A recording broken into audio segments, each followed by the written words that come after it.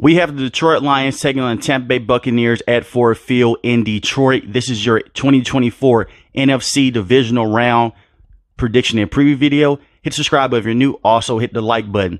Let's start off with the Detroit Lions. They come off a very strong win against the Los Angeles Rams last week. They defeated the team 24-23.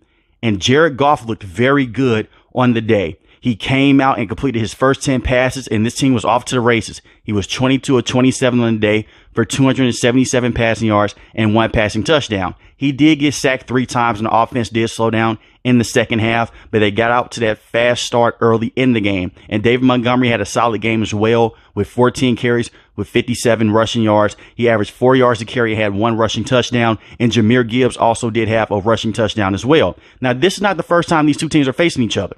If we go back many months ago, the Detroit Lions came out on top against the Tampa Bay Buccaneers by passing the football and evading the blitz. Jared Goff on that day was 30 of 44 for 353 passing yards and 2 passing touchdowns, and he did get sacked 3 times in that game as well.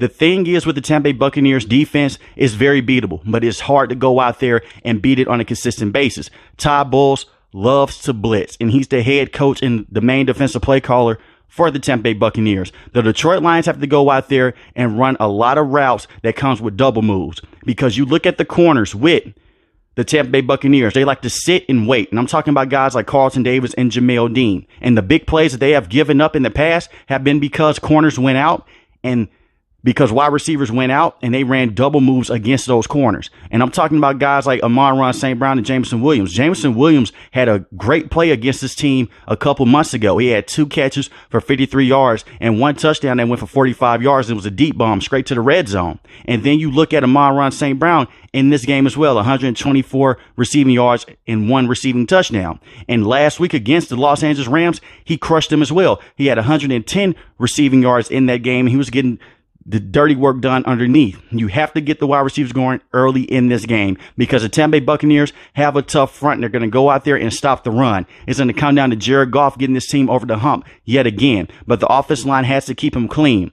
A lot of people say that Jared Goff is not a good quarterback against pressure. That's not always the case. It's when he's dealing with 2 to 3 people on him at a time. If he's dealing with just 1 guy in his face, or sometimes even 2, he can still get the ball to where it needs to be. And he can get it deep down the field. He did it against this team. And when you really think about it, this is a terrible matchup for the Tampa Bay Buccaneers defensively, because the Detroit Lions have so many weapons. You have Sam Laporta, who had a receiving touchdown last week, and let's give him love. He played that game dealing with a hurt knee. He had a hyperextended knee the week before against the Minnesota Vikings. He came back and played in that game last week and had a receiving touchdown. And you also have other weapons on this team as well that can go out there and crush you. Amon-Ra St. Brown has been phenomenal all season long. They have to get him going early in this game. And the same with Jahmyr Gibbs as well. Jahmyr Gibbs is a running back with this team, but you can use him in that receiving role. He had 4 catches for 43 yards last week. Do some screen passes, do some tunnel screens to get that pressure off of Jared Goff and make the Tampa Bay Buccaneers have to play zone coverage. They love to play man. That's why they're one of the weaker secondaries in the NFL. It's not because the corners are bad. You leave them on the island because they're blitzing all the time. If Jared Goff can get the ball out quick and he could target those guys in space, you can be in a great situation. But it starts with the offensive line up front, and it starts with Jared Goff taking care of the football. If he can do what he did last week, come out red hot, and keep that up for the entirety of the game, there is no reason why the Detroit Lions cannot go out there and score a lot of points against this Tampa Bay Buccaneers defense. Now let's talk about the defense of the Detroit Lions. Last week was a great week for this team. Yes, they only won by a point. It was controversial with the Puka Nacua no call, but at the same time, this defense did a phenomenal job down the stretch. The Los Angeles Rams got to the red zone 3 times, and they forced them to take 3 field goals. That's phenomenal. And it starts with Aiden Hutchinson in this game. Aiden Hutchinson has been the best defensive player on this team all year long, and I'm looking at him to come out and have a big day in this game as well. He had 11.5 sacks on the season and 3 forced fumbles and 1 interception. And he was terrific last week as well when it came to getting pressure on Matthew Stafford. This defense came out and they sacked Matthew Stafford twice, but they were getting to him at a high clip majority of the time. C.J. Gardner-Johnson in the back as well. In that secondary, he missed a good portion of the season dealing with a pec injury, but he was very good when it came to tackling and getting guys in the space as well. And you have Brian Branch at that defensive back position as well. He's a guy that can play some slot corner and can play some safety for you. And he had a key pass deflection last week. The biggest thing that you want to do against the Tampa Bay Buccaneers, You can stop the run, but they're not a team that's known to run the football. They have one of the worst rushing attacks in the NFL. Go out there, stop Mike Evans and Chris Godwin, and beware of Cade Otton, because Baker Mayfield was spreading the ball around last week against the Philadelphia Eagles.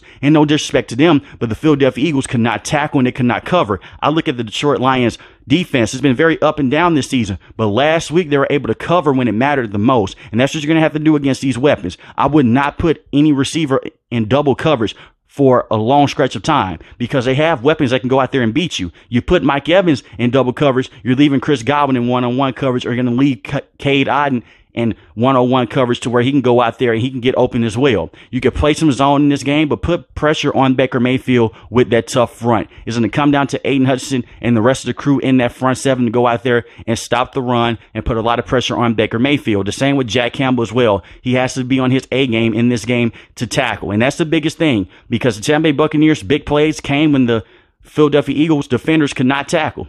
The good thing is with the Detroit Lions, they have been able to tackle all season long. And you also have Kirby Joseph in that secondary as well, the same with Cameron Sutton. The secondary can be beat because Puka Nacua went out for 181 receiving yards last week. That's the one thing that bothers me with this team. But if the secondary can play better, and if that front seven can scream at Baker Mayfield, there is no reason to why the Detroit Lions cannot win this game. Like I mentioned before, they beat them a couple months ago, 20-6, but it is hard to beat a team twice in the NFL. Now let's talk about the Tampa Bay Buccaneers. They're riding high right now. This is a red hot team that has a lot of confidence.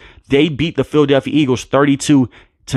And Baker Mayfield had 3 passing touchdowns in this game. He was 22 of 36 for 337 passing yards. And the run game was better because Rashard White averaged 4 yards a carry for 72 rushing yards on the day. But Baker Mayfield was lights out. We're getting the ball to guys like Cade Otton, David Moore, and Trey Palmer.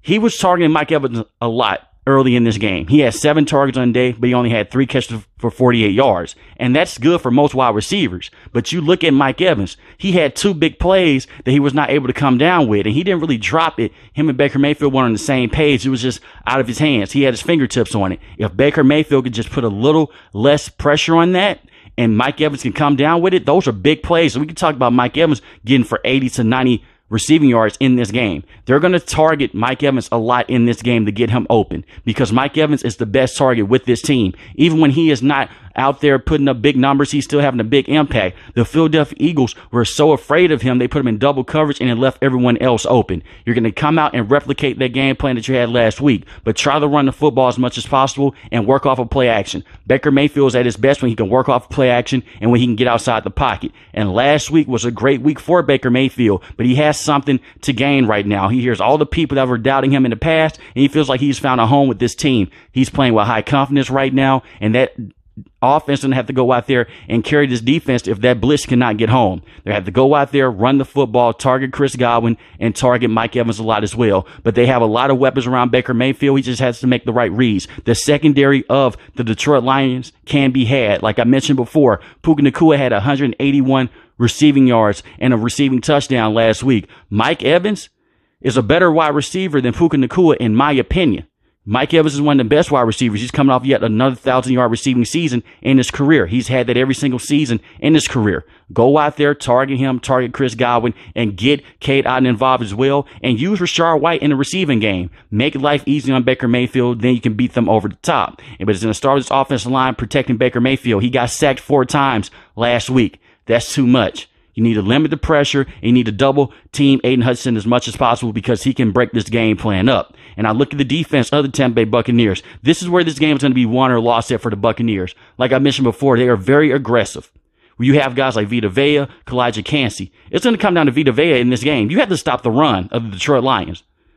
You're looking at Dan Campbell as a coach that say he likes to bite kneecaps off. He wants to be aggressive. He wants to run the football. The thing is with Tampa Bay Buccaneers, they are overly aggressive. They can go out there and they can stop the run. The thing is their passing defense, and that comes down from play calling the Todd Bowles. You do have a lot of good defensive players on this team. You talk about Kalijah Kancey, Vita Vea, Devin White, Levante David, and Shaquille Barrett. And they were getting home a lot on Jalen Hurts last week. They're not able to come down with an interception, but they made life tough on him. He only got sacked 3 times, but if he did not have the mobility that he had, he could have easily got sacked 6 or 7 times in that game. Go out there, put a lot of pressure on Jared Goff, and sometimes you don't need to come away with the sack. If you put enough pressure on Jared Goff, he would go out there from time to time and throw some questionable passes, and you can come down with an interception. I'm looking at Antoine Winfield in this game. He's the best player in the secondary, and he was phenomenal last week and tackling and covering receivers and tight ends. He's going to have to be over top in this game. I would not blitz too much in this game because the Detroit Lions are known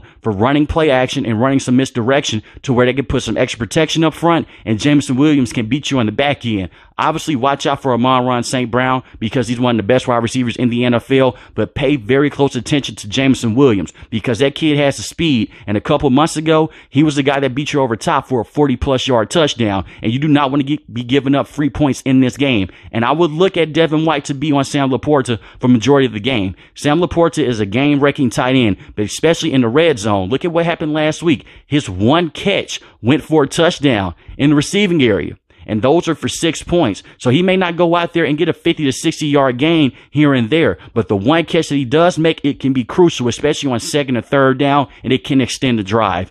Go out there, put a lot of pressure on Jared Goff, limit the blitz in the secondary. Just have some extra guys in secondary because you don't want to get beat. Make your tackles in space and pay attention to the speedsters and the misdirection with the Detroit Lions because Coach Johnson is one of the best offensive coordinators in the game. It's going to come down to Todd Bowles. Can he outcoach Coach Johnson for the Detroit Lions? With that being said, this is going to be a very good football game, but I do have the Detroit Lions winning this game 23-17. But let me know in the comment section below, who do you have winning this game, the Detroit Lions or the Tampa Bay Buccaneers? If you're new to the channel, hit the subscribe button. If you like the video, hit the like button. Most importantly, want each and every last win, guys, stay safe, stay positive. Thanks for watching the video, guys.